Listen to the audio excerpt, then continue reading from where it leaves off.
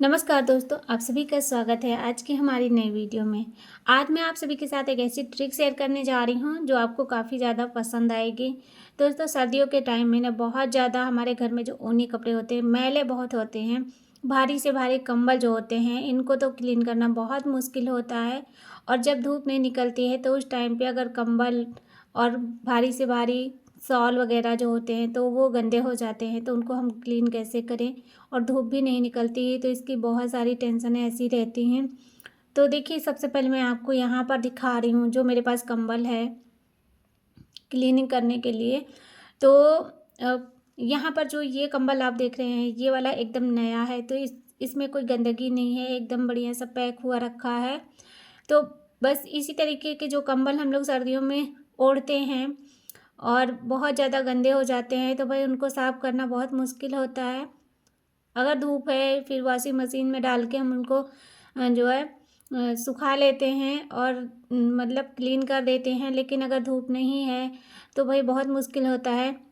तो चलिए, हम आपको एक बहुत अच्छा ऐसा तरीका बताएंगे जिससे आपको पानी की भी झंझट नहीं रहेगी और आपको ये नहीं टेंशन रहेगी कि धूप नहीं निकलेगी और हम इतने मोटे कंबल धो देंगे तो सूखेंगे कैसे। यहाँ पर देखिए, मैंने लिया है कुकर। और जो मैंने कंबल दिखाया वो तो अभी नया है, तो उसको धोने की ज़रूरत नहीं है मुझे। लेकिन मेरे पास ये शॉल है, तो शॉल भी बिल्कुल वैसे ही कपड़े में आते हैं। ये देखिए, ये भी काफ़ी ज़्यादा अच्छे और एकदम मुलायम सॉफ्ट होते हैं। तो इस तरह का शॉल ही मेरे पास जो है, तो गंदा था काफ़ी, मैंने सोचा कि चलो मैं इसी की क्लीनिंग कर लेती हूँ। साथ ही आप लोगों के साथ ये आइडिया भी शेयर कर दूँगी। तो यहाँ पर देखिए, ये शॉल जो है ना बहुत गंदा है। और पहले तो हमें क्या करना है, इस तरह से अपने बिस्तर के ऊपर या फिर आप ज़मीन पर कोई चादर वगैरह डालकर इस तरह से जिस कपड़े को साफ़ करना है उसको ले लीजिए। तो यहाँ पर मैंने शॉल लिया है और फिर मैं इसको पूरा अच्छे तरीके से फैला दी हूँ। और इसके बाद क्या करना है, हमने एक कटोरी लिया है और दूसरी जो चीज़ है ये है बेकिंग पाउडर। तो हमें जो है 1-2 चम्मच के हिसाब से मुझे निकालना है इसमें। तो जैसे कि आप कंबल को क्लीन करने वाली हैं तो उसके लिए आप थोड़ा ज़्यादा मात्रा में सब चीज़ों को लीजिए। तो मैं शॉल की क्लीन करने जा रही हूँ, इसलिए मैं इसकी मात्रा इसी हिसाब से रख रही हूँ। इसके बाद दूसरी जो चीज़ है वो है पाउडर, टेल्कम पाउडर, जो भी पॉन्ड्स का हो या फिर कोई भी हो तो आप उसे ले सकती हैं। तो बराबर मात्रा में दोनों चीज़ को मैंने लेकर और इसे मिक्स कर दिया है। तो देखिए, जो बेकिंग पाउडर होता है ये गंदगी को बहुत अच्छे से क्लीन करने का काम करेगा। और जो पाउडर डाला है, पाउडर से बहुत ही प्यारी सी खुशबू बन जाती है हमारे कपड़ों के अंदर। तो इससे क्या है कि जो रखे रहते हैं कंबल वगैरह साल भर स्टोर करके, तो उसमें बहुत ज़्यादा गंदी स्मेल आने लगती है, उससे भी आपको छुटकारा मिल जाएगा और साथ ही क्लीनिंग तो हो ही जाएगी। तो बस हमें लेना है एक चाय छानने वाली छन्नी और उस पर इस तरीके से रख लेना है, बेकिंग सोडा और पाउडर को मिक्स करके डाल दीजिए। और फिर इस तरीके से देखिए, पूरा छन्नी को हल्के हाथों से इस तरीके से हिलाना है और पूरे में इसको इस तरह से गिरा देना है, यानी पूरा झाड़ देना है। पूरे में अच्छे तरीके से झाड़ दीजिए। इसके बाद देखिए, हमें क्या करना है, इस तरीके से मैंने पूरा अच्छे तरीके से झाड़ दिया है। अब कोई भी आप रुमाल ले लीजिए या कोई कपड़ा ले लीजिए। फिर मैं यहाँ पर इस तरीके से इसको पूरा अच्छे से चारों तरफ अच्छे तरीके से इसको फैला दे रही हूँ, यानी कि बिखेर दे रही हूँ, जिससे कि अच्छे तरीके से पूरा शॉल में लग जाए। ठीक है, बहुत अच्छे तरीके से लगाना है। और पहले मैं एक तरफ कर रही हूँ, इसके बाद दूसरी तरफ भी इसी तरीके से बिल्कुल पूरा प्रोसेस करना होगा। तो पूरा अच्छे से किसी भी कपड़े से ऐसे करके पूरा यानी कि पूरे शॉल पर लगाना है, ताकि जितना भी बेकिंग सोडा अंदर की ओर पूरा इसके हो जाए और जितनी भी धूल है तो वो जो है इसकी सहायता से बाहर आ जाएगी।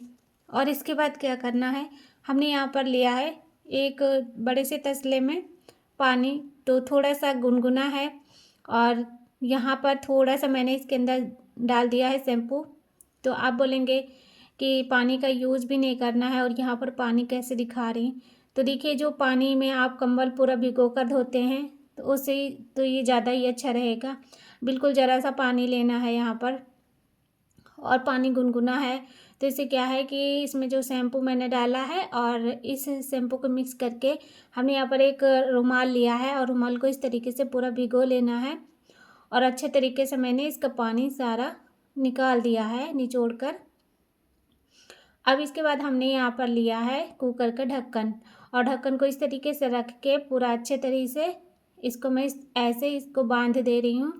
तो अच्छे तरीके से मैंने इसको बांध दिया है। अब क्या करना है, देखिए आज जितना भी इसका चौड़ाई है, पूरा गोलाई है, तो ये काफ़ी अच्छे से क्लीन हो जाएगा इसकी सहायता से हमारा सॉल। अब क्या है कि इसका हैंडल पकड़ना है और इसमें आपको मेहनत नहीं लगेगी बिल्कुल भी। बस आप बैठे बैठे ऐसे करके इस तरीके से कुकर का ढक्कन पूरे पे चलाते जाइए और ध्यान रखिएगा आपको उल्टे साइड ज़्यादातर करना है ये काम। सीधे साइड भी करिए, लेकिन आप उल्टे साइड में करेंगे तो जितना भी रोयां हैं इसका ऊपर के साइड में ये पूरा ओपन हो जाते हैं, तो जिससे कि जितना भी इसके अंदर धूल मिट्टी हो जाती है, तो ऐसे करके जब ऊपर की साइड में हम कुकर के ढक्कन से रगड़ेंगे तो जितना भी धूल मिट्टी है ना इसी कपड़े में निकल जाती है। तो आप देखिएगा, अभी आपको दिखाऊंगी। जैसे मैंने 2-3 बार इसको रगड़ा है तो बस इतने में ही कितना गंदा था, तो सारी की धूल मिट्टी इसके अंदर निकल जा रही है। तो इससे क्या है कि हमें बहुत सारे फ़ायदे होंगे कि भाई हमें बहुत ज़्यादा भारी काम नहीं करना पड़ेगा और हमारा काम भी आसान हो जाएगा। अब इसे धूप में भी नहीं डालना है, आप हल्का सा पंखा चला दीजिए और उसके नीचे इस तरह से पूरा फैला के रख देना है कंबल को, शॉल को, तो फिर वो सूख जाएगा। और ये देखिए बस इस तरीके से मैंने इसको पूरा शॉल पर कर दिया है। तो कितना गंदा हो गया रुमाल आप देख सकते हैं, यानी कि वाकई में बहुत गंदा है। तो जितनी भी गंदगी है वो निकल जा रही है इसी तरीके से। तो बस 2-4 बार इस तरीके से करना है और बहुत अच्छा से हमारा ये कपड़ा साफ़ हो जाता है। फिर से मैंने रुमाल को धो लिया है और धोने के बाद में वैसे ही फिर मैं इसको यहाँ पर गांठ लगा के अच्छे से इस पर लपेट दी हूँ कपड़े को, ताकि ये खुले ना, और टाइट करके बांधना है कि खुले ना, बार बार हमें इसको बांधने की ज़रूरत ना पड़े। और फिर से मैं इसको इसी तरीके से पूरा रगड़ दे रही हूँ, जिससे कि इसमें की जो और भी धूल मिट्टी है वो निकल जाए। अब इसको मैं पलट दे रही हूँ, जो मेरा शॉल है दूसरी तरफ भी ऐसे ही इसकी पूरा सफाई करनी है। तो ये देखिए इस तरह से, अगर आप पूरा जगह नहीं है तो पूरा इस तरीके से फोल्ड कर कर भी ये काम कर सकते हैं। नहीं जगह है तो क्या हुआ, हम इस तरीके से अपना काम कर सकते हैं। टाइम भी कम लगता है और बहुत जल्दी आपका काम भी हो जाएगा। तो भाई इस तरीके से मैं पूरा फोल्ड करके उल्टे साइड भी इसकी सफाई कर दे रही हूँ, ये देखिए। और आप अगर मशीन में धोएंगे तो बहुत झमेला रहता है, और भाई मशीन नहीं है और कुछ भी नहीं है तो भाई हमें हाथ से भी धोना पड़ता है, क्या करेंगे, तो मजबूरी है। लेकिन आप ऐसे अगर बीच बीच में अपने कंबल वगैरह की क्लीनिंग करते रहेंगे ना तो बहुत गंदे नहीं होते हैं और ज़्यादा आपको फिर मेहनत नहीं करनी पड़ेगी। अगर आपको ये आइडिया अच्छा लग रहा है तो आप एक बार अपना ज़रूर घर पे ट्राई करिएगा, बहुत अच्छे से सफाई हो जाती है।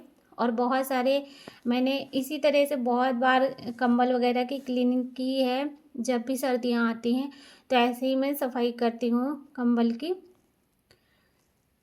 जब बहुत गंदे हो जाएं, यानी आपको लगे कि हाँ नहीं अभी इससे काम नहीं चलेगा, तो हमें फिर धोना ही पड़ता है।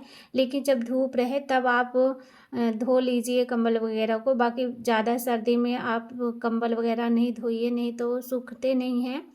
तो बस ये देखिए बहुत अच्छे से ये एकदम क्लीन हो गई है शॉल, और जितनी भी गंदगी है इस कुकर के ढक्कन पे जो कपड़ा बांधा है उस पर लग चुकी है, आप देख रहे हैं।